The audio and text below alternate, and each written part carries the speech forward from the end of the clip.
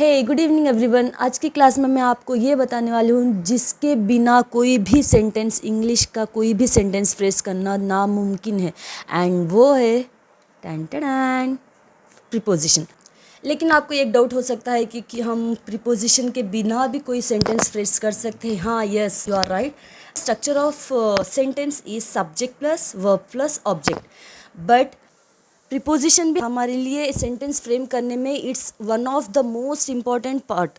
So let's see, without wasting any time, let's see the definition of preposition. Preposition is, prepositions are words that gives the position of the noun.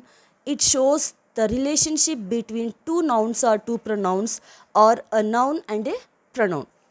So preposition का definition क्या है, actual से preposition का मतलब क्या है? Actually it is used, prepositions हम तब यूज़ करते हैं जब हम कोई टू नाउन्स या फिर टू प्रोनाउंस या फिर एक नाउन और एक प्रोनाउन के बीच में एक रिलेशन को शो करने के लिए हम प्रीपोजिशन को यूज़ करते हैं. For example, the bird is on the tree. Bird यहाँ पे नाउन है and on the tree, tree is also a noun. Bird and tree के बीच में जो हमें रिलेशन बताता है वो है on. So on is the relation which is showing the relation between two nouns. So like this.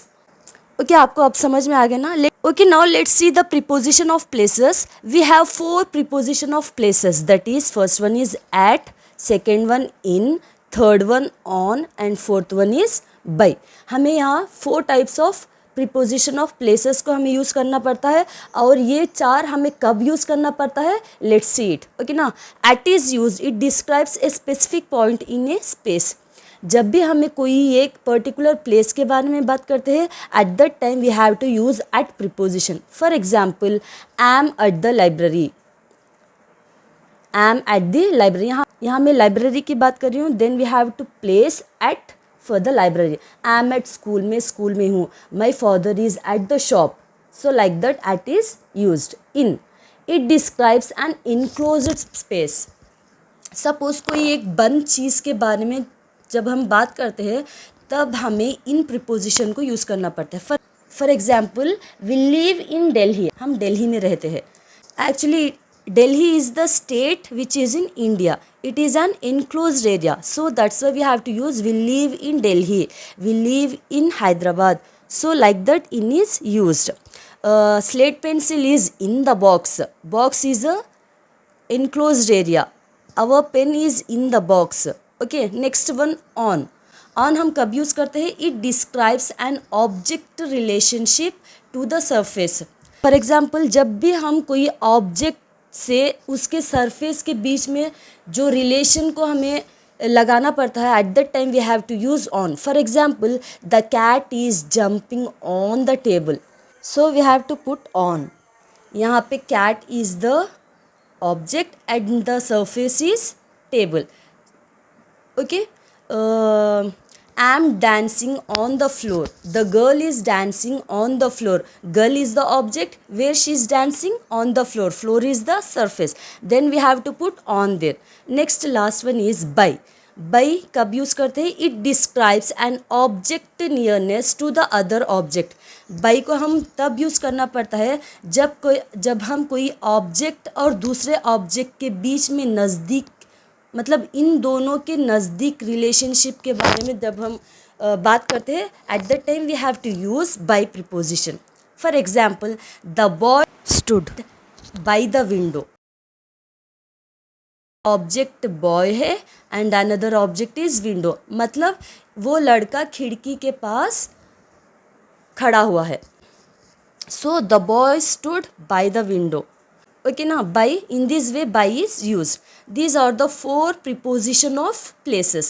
Let's see another one. Another one is preposition of direction. Let's see the definition. Preposition of direction indicate in which direction the object is moving. So this definition tells us that object किस direction में move कर रहा है उसके बारे में बताने वाले words को ही हम प्रीपोजिशन ऑफ डायरेक्शन कहते हैं. For example, let's see. Above, across, along, around, behind, below, besides, over, through, towards, up, down, between, inside, in, near, under, into, onto. These are all the words which we use to tell about the object in which direction it is moving. Okay, let's see an example. The train passed dash the tunnel. Train is passing. Sometimes you have observed that while traveling in the train we come across many tunnels. Okay, so tunnel, suppose this is train and this is the tunnel. The train is passed through the tunnel, मतलब tunnel में से जा रही है, so we have to use through. We walked dash the road. We walked along the road. Along, हम road पे चल रहे हैं. The boy ran dash hill. सो यहाँ पे दो भी आ सकता है. The boy ran up the hill, the boy ran down the hill. मतलब या फिर वो हिल चढ़ रहा है या फिर उतर रहा है. Next one, the river runs dash the hills. So the river runs और flow through the hills. Through. The rocket is going dash the moon. Rocket is going over the moon. मतलब रॉकेट जो है वो चांद के ऊपर जा रही है. Next, Geeta fell dash the floor. Geeta ज़मीन पे गिरी है. Geeta fell on the floor. Let's see another example. The red colour pencil is besides brown colour pencil. Okay, मतलब उसके बाजू में है. So another thing, the cat is under the table. बिल्ली टेबल के नीचे बैठी हुई है. The pencil is in the box. Pencil कहाँ है? बॉक्स के अंदर है. Okay, these are all the examples. I hope you all guys understood. Please don't forget to like, share and subscribe. Thank you so much.